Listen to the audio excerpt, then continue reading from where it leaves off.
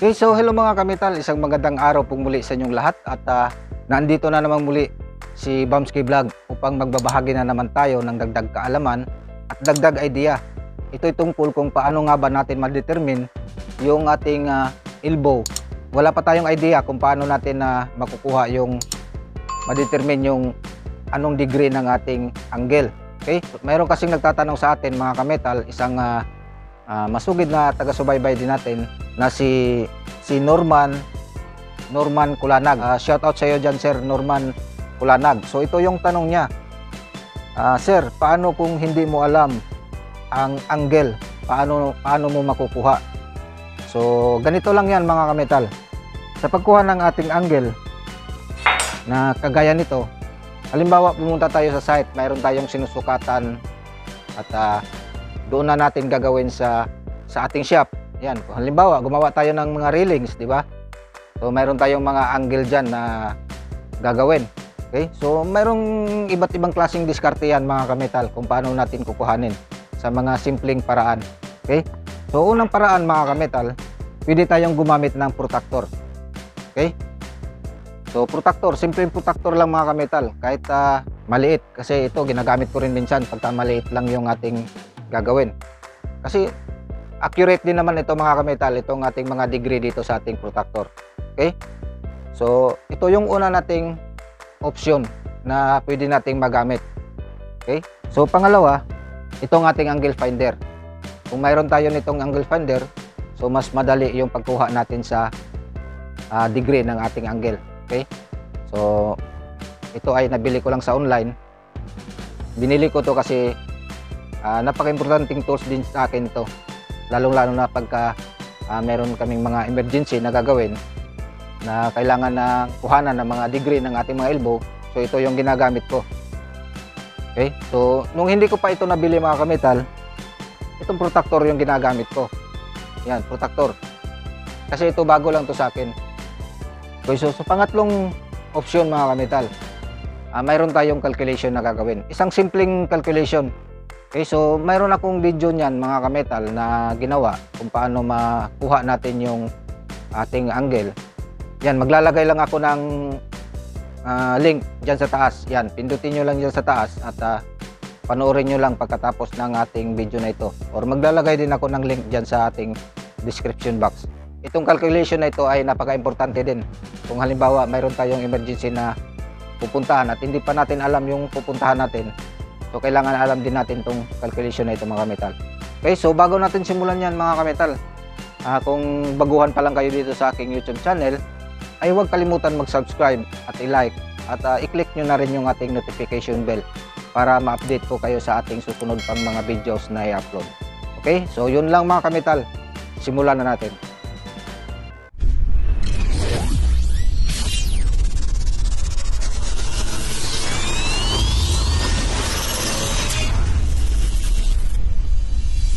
So hello guys, welcome ulit sa ating panibagong video mga kamital. Ang video na ito mga kamital ay ituturo ko po sa inyo kung paano nga ba ma-determine yung ating mga angle. Okay, so kagaya nito. Halimbawa wala tayong tools na magamit para makuha natin itong ating insaktong angle nitong ating angle bar. Mayroon tayong ginawa na naka-angle na siya pero hindi natin alam yung angle niya kamital. Okay, so mayroon tayong tatlong paraan mga kamital para makuha natin yung tamang angle.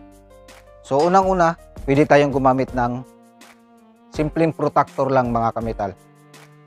Makukuha na natin itong ating angle. Okay?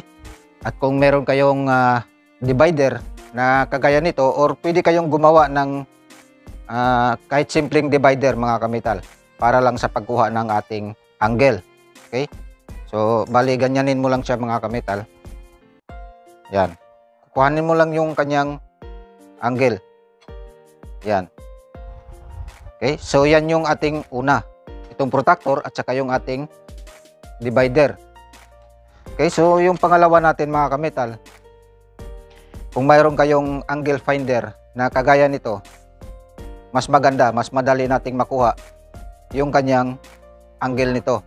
Na kahit anong degree pa yung angle na yan, kung gumamit tayo ng ganitong angle finder, digital angle finder or kahit hindi digital mga kametal, iganon mo lang siya, kuhanin mo yung kanyang angle, makikita na yung kanyang angle dito sa ating angle bar.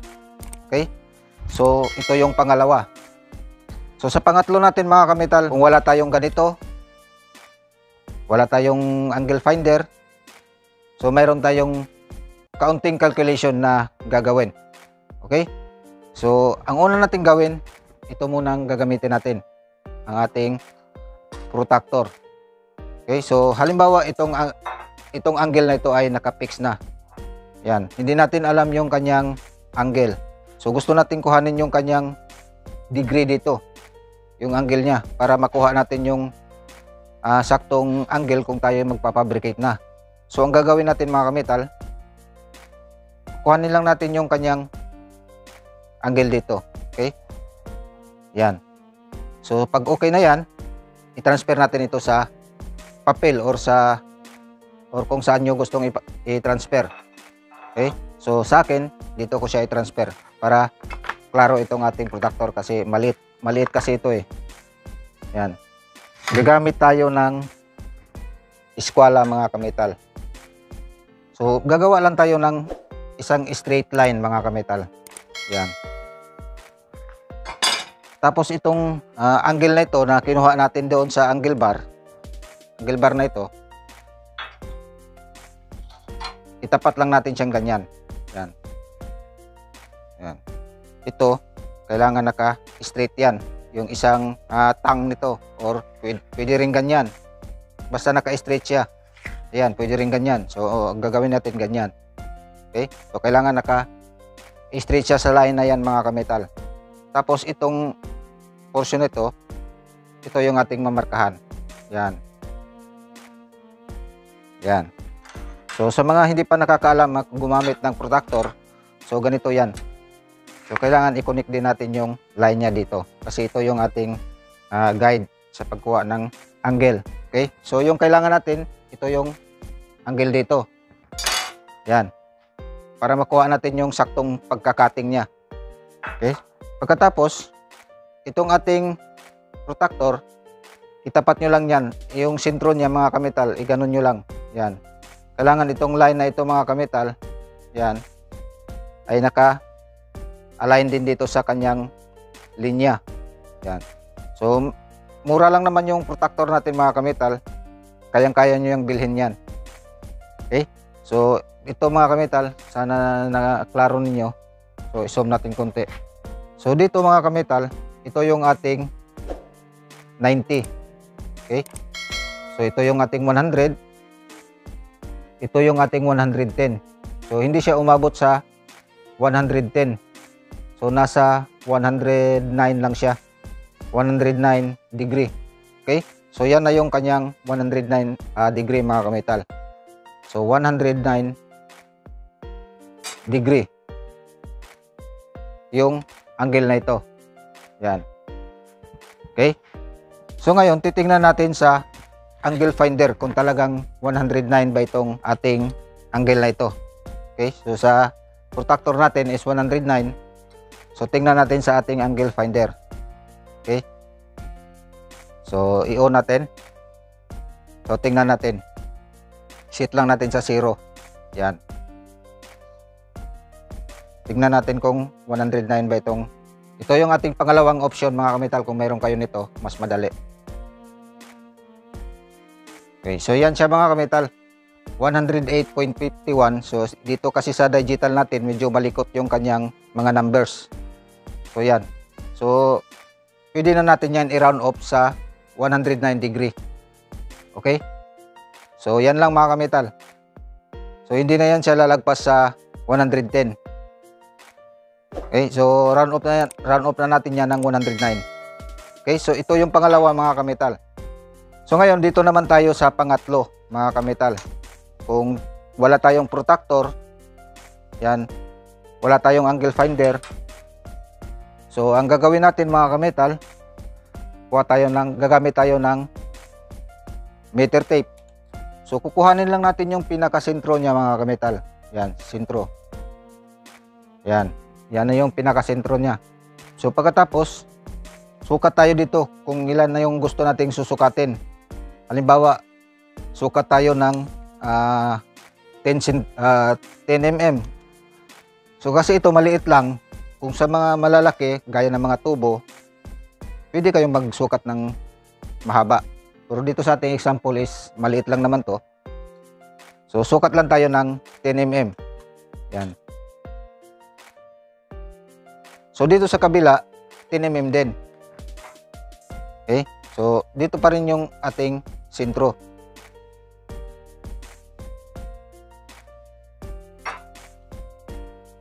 Yan. So bali mayroon na tayong markings. Yan. Sunod na gagawin natin, kung ganito lang naman kaliit, pwede natin gamitan ng eskwela. I-gano natin, itapat natin doon sa minarkingan natin, kuhanin natin yung kanyang height. Okay? So kung mahahaba naman, gaya ng mga tubo na mga 10 inches na mga diameter, so pwede nyong batakan ng string line yan. Tapos kuhanin nyo dito ang kanyang height. Okay? So yung importante makuha natin yung kanyang height. Okay? So ngayon kukuhanin natin yung kanyang height. Yan. So ito maliit lang naman to. So kuhanin natin yung kanyang height. Dito sa sentro, papunta dito. Dito sa taas. Yan. So halimbawa ito yung ating 0. Yan, hindi siya umabot sa 60. Nasa 58 mm lang siya. Okay? 58 mm. So sa ganitong pag-calculate mga kamital, kailangan alam natin yung pag-calculate ng trigonometry function. So kung hindi nyo pa napanood yung ating video niyan, mayroon tayong video niyan, Tagalog version yon. Maglalagay ako ng link dyan sa taas. Yan, pindutin nyo lang yan dyan sa taas. Or maglalagay ako ng link sa ating description box para mapanood nyo kung hindi nyo pa napanood. Okay, so yung ating height dito is 58. Okay, so bali ganyan yan sa mga kamital. So bali ito yung height niya. Yan. So 58 ito. Yung sinukat natin dito is 100 mm. Okay? So 10 cm yun. So 100 mm to. Yan, ito yung ating 0. Ito sa 20 is 100. Okay? So ito yung ating 100 mm. So makuha na natin yung kanyang degree dito mga kamital. Okay? So ngayon, paano natin i-calculate yan? So mas maganda, panoorin nyo na lang yung ating video sa kung paano mag-calculate ng trigonometric function. Mas madali ninyong maintindihan yun dahil ano yun, Tagalog version. Okay? So gagamit tayo ng cos sin -1 para makuha natin yung degree dito. Tapos 58 divide 100. Yan, tingnan natin kung sakto itong 109 degree na makukuha natin dito. Okay? So yan yung pag-a-add natin. Okay. Dito, kahit hindi na natin kuhanin yung kanyang sukat dito. Ang importante lang yung dito sa height niya. Okay? Kasi alam naman natin yung sukat niya dito. Nagsukat tayo ng 100 mm. Okay? So ngayon, i-calculate natin. Kasi wala naman tayong protractor, wala tayong angle finder. So ito yung gagamitin natin. So sa pagkuha ng ating angle mga kamital, lagi natin tatandaan, pagka kukuha tayo ng angle ay kailangan naka -1 sa taas. Yan yung ating pagkuha ng ating angle. Okay? So kailangan lang natin i-inverse, shift inverse itong ating calculator. Kung mayroon kayong calculator ng ganito or mag-download kayo ng calculator sa ating Google Play Store, marami tayong ma-download dyan na free lang. Okay? So napindot na natin yung shift tapos cos. So yan yung sign para makuha natin yung kanyang angle. Okay? So pagkatapos, open parenthesis lang natin yan. Itong 58, yan 58, divide lang natin yan sa 100. Okay? So equals na natin. So magiging 54 siya, 0.5. So bali dito sa isang area lang yan mga kamital. Kasi nakaganyan yan. Yan. Bali dalawa yan. Diba? Pati rin dito, kuhanin din natin. So 54 dito sa isang side na angle. Okay? So i-times 2 natin. Times 2. Yan, times 2. So 109.09. So tamang-tama dito sa ating kinuha na angle mga kamital. Okay? So ganyan lang mga kamital, napakasimple lang. Gagawa pa tayo ng isang halimbawa mga kamital. Halimbawa itong mga angle na ito ay sa mga previous videos ko to ginawa. Kung hindi nyo pa alam kung paano gagawin yung mga iba't ibang cutting ng degree ng ating angle bar, maglalagay ako dyan ng link dyan sa taas or sa ating description box. Okay? So step number 1 natin, ganun din yung ating gagawin. Okay? So ganyan din, kuhanin natin yung kanyang angle. Yan. So pag makuha na natin, so ilalagay natin dito sa malinis na papel. Okay? So mayroon na tayong marka dito. Ito na lang yung ating markahan. Yan. Yan. Angle na ito yung ating kukunin. Yan. Okay? So dito sa ating protector, gagamit tayo ng protector. Kailangan itong sentro na ito ay nakasentro din dito sa intersection na ito. Diyan. Itong una nating intersection ito. Pero gumawa tayo ng isa. Dito naman tayo yung isang intersection natin. Yan. Oh.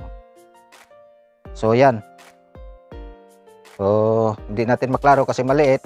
So titingnan ko na lang dito. So yung angle niya, ito yung ating 90. Ito yung ating 100. 110, 20, 30, 40. So hindi siya umabot sa 50. Nasa 148 degree. Okay? So 148 degree siya. So tingnan natin kung 148 degree ba talaga itong ating angle na ito. Kung gagamitin natin itong ating angle finder. So set natin sa 0. 148 degree. So yan. So saktong 148 degree siya mga kamital. Yan. So itong ating protector mga kamital ay accurate din yan. Kaya walang problema din kung gagamit tayo ng protector. Okay? Or itong ating angle finder, kung gusto niyo ng diretso, pwedeng bumili kayo dyan sa online. Kasi sa online ko lang to binili. Okay? So 148 degree mga kamital sa ating protector at saka sa ating angle finder. Yan, 148 degree. So ngayon, doon naman tayo sa ating calculation. Okay? So ganun pa rin ang process natin mga kamital. Napakadali lang naman din. Kunin lang natin yung sentro. Okay? Tapos sukat tayo ng kung anong gusto nating sukat. Yan, 100. Yan, 100 din. So ang importante lang nito mga kamital, makuha natin yung kanyang height. Yan lang. Okay? So kunin natin yung kanyang height. So yan, sukatin natin. 27 mm. Okay? So hindi siya umabot sa 30. Yung height niya is 27 mm. Hanggang dito sa taas. Okay? So ganyan lang. So ngayon, i-calculate natin mga kamital. So dito 27. Yan. Dito naman is 100. Okay? So ito pa rin yung gagamitin natin. Shift inverse natin para lumabas yung cos negative 1. Okay? So open parenthesis 27 kasi yan yung adjacent niya mga kamital. So divide lang natin yan sa 100. Okay? So equals 74.3. Okay, so i-times 2 natin para makuha natin yung buong degree niya. Times 2. So 148.67. So sakto-sakto yung ating degree dito mga kamital. 148. Okay? So ganyan lang kasimple mga kamital. Pag wala kasi tayong mga tools na kagaya nito, protector, kailangan may mga option tayo na dapat nating malalaman. Yan, kung wala tayong angle finder, yan, dito sa calculation makukuha pa rin natin yan. Kahit malaking tubo yan mga kamital, basta tama lang yung inyong pagkuha ng measurement, makukuha pa rin ninyo yung kanyang insaktong angle. Okay? So I hope mga kametal, mayroon na naman kayong natutunan sa video na ito. At kung sa tingin nyo ay nakatulong sa inyo ang video na ito mga kametal, ang tanging hiling ko lang ay i-like nyo lang ang video na ito, at kung hindi pa kayo nakapag-subscribe dito sa aking YouTube channel, ay i-subscribe nyo na yan at i-click nyo na rin yung ating notification bell para ma-update kayo sa ating mga susunod pang mga videos na kagaya nito. Okay? So yun lang mga kametal, at maraming salamat po sa inyong lahat. Maraming salamat sa inyong panonood at mabuhay po kayo. God bless. So bye bye.